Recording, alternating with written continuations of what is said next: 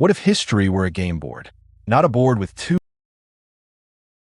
perfect players, but one with quadrillions of people, hidden motives, collapsing institutions, and rules that change while you are playing. That is the strategic thrill inside Isaac Asimov's original Foundation trilogy. Foundation, and Empire, and Second Foundation. This video contains full spoilers for all three books. Our question is simple. Who wins when the real weapon is not a fleet, but the power to shape someone else's choices? Game theory studies strategic situations. Players choose actions, anticipate responses, and care about outcomes. It asks what each player knows, what each player wants, and whether a threat or promise will still make sense when the moment to act arrives. Psychohistory is not literally game theory. Asimov imagines a statistical science that predicts the broad motion of enormous populations, while game theory usually models specific strategic choices. But the two fit together beautifully. Psychohistory describes the current. Game theory helps us see how characters steer within it. Seldon begins with a frightening forecast. The galactic empire will fall. Without intervention, the resulting Dark Age may last 30,000 years. His plan aims to shorten that collapse to about 1,000. But Seldon cannot simply order the future to cooperate. His first move is institutional. Establish a foundation on Terminus, officially, to preserve knowledge in an encyclopedia. Think of this as commitment through structure. A commitment is credible when backing out becomes difficult or costly. By moving scientists to a resource-poor world at the edge of the galaxy, Seldon limits their options. Terminus cannot become a conventional imperial power overnight. It must survive through knowledge, timing, and relationships. The weak position is non-accident. It is part of the mechanism. Then comes the first Seldon Crisis. Terminus is surrounded by stronger breakaway kingdoms, especially Isaac. If this were only a military contest, the Foundation would lose. Salvor Hardin sees a different game. The neighboring kingdoms fear each other as much as they desire Terminus. If Isaac captures the Foundation's nuclear knowledge, the balance of power collapses. Hardin turns that shared fear into a coalition. This is deterrence through asymmetric leverage. The Foundation has few weapons, but it controls skills that the kingdoms cannot easily replace. The important payoff is not who wins one battle. It is what happens after the battle. When reactors fail, technicians disappear, and rival kingdoms react. Work backward from those consequences, and invasion becomes a much worse choice.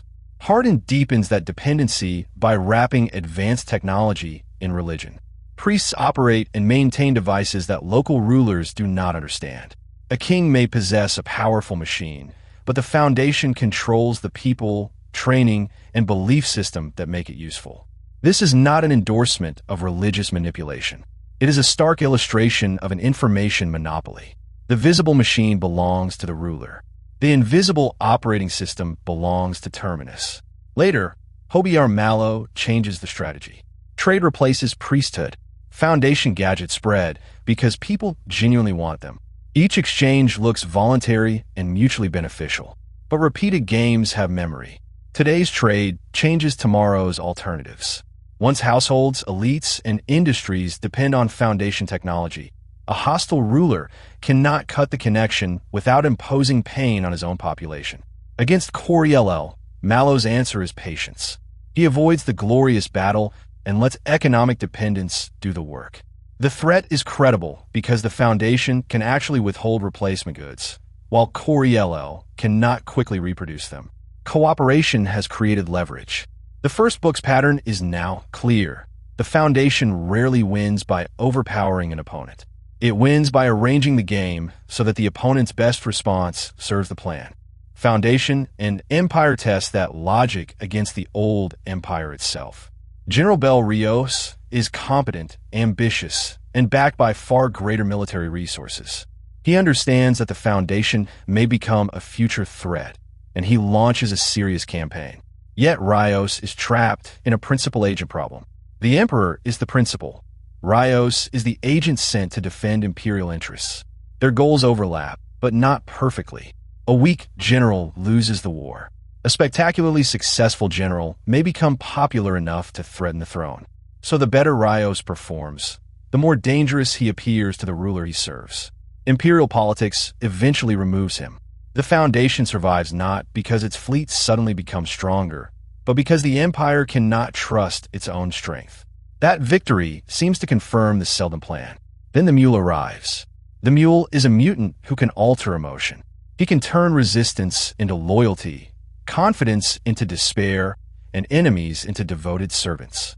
His power is hidden, so everyone initially plays the wrong game. They evaluate armies, trade routes, and political alliances while missing the variable that determines every payoff. He can change what players want. This is incomplete information at its most devastating. A strategy can be rational given the facts you know and disastrous given the facts you do not. The Mule also hides behind the identity of Magnifico, apparently a frightened clown escaping his own master. That disguise lets him travel with Torin and Beta Durrell and the psychologist Ebling Miss while they search for the Second Foundation.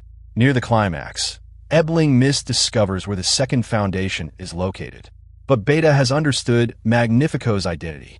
She kills Miz before he can reveal the answer, denying the Mule the one piece of information he cannot safely obtain. It is a brutal strategic choice. Sacrifice certain knowledge now to preserve the only force that might defeat him later. Second Foundation shifts the game again.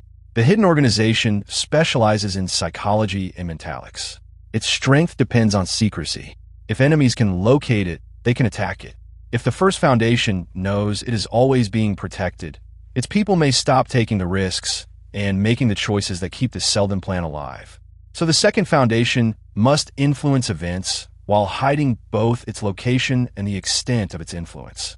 The Mule sends Han Pritcher and Bale Chinass to find it. The clues seem to lead to Tazian Da, then Rossim. But the search is a controlled maze. Channies has false knowledge implanted in his mind.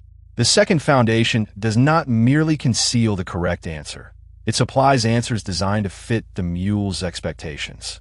A false signal works best when the receiver wants to believe it. When the first speaker finally confronts the Mule, the victory is not a duel of bigger weapons. The Second Foundation exploits a moment of emotional vulnerability and changes the Mule's purpose. The Conqueror returns home, no longer driven to expand. Strategy has moved one level higher. Rather than choose the best response to an opponent, change the opponent who is doing the choosing. Decades later, the First Foundation hunts the Hidden Guardians. Arkydia Durrell, often called Arcady, becomes central to the search. The apparent trail points back to Terminus. A group of suspected Mentalics is exposed and defeated. The Foundation celebrates its independence from unseen control. But that victory is itself the desired outcome. The captured agents are decoys. Arcadia has been subtly protected from detection since childhood, and the Second Foundation remains hidden on Trantor. Preem Palver, the helpful traitor, is revealed as the first speaker. The hunters were allowed to find exactly the answer that would make them stop hunting. In game theory language, this is belief design. The Second Foundation wins by managing what other players think is true, what they think others know, and how confident they feel about acting. That is more unsettling than a battlefield victory. A stable equilibrium may prevent a dark age, yet still violate consent. If peace depends on invisible people editing beliefs, is the outcome wise or merely controlled? Across the trilogy, power keeps changing form. Seldon shapes constraints. Hardin creates deterrence from dependency. Mallow turns repeated trade into leverage. Rios is defeated by misaligned incentives inside his own hierarchy. The Mule weaponizes hidden information and human emotion. The Second Foundation controls the game by controlling beliefs about the game, and that reveals the limit of every grand model. Equilibrium means a pattern is stable under expected responses. It does not mean the pattern is eternal. New information, new capabilities, or one unmodeled player can overturn the board. Asimov's galaxy is compelling because prediction never fully erases agency. The plan can narrow the future. It can create incentives, crises, and likely responses. But history still happens through people making choices under pressure.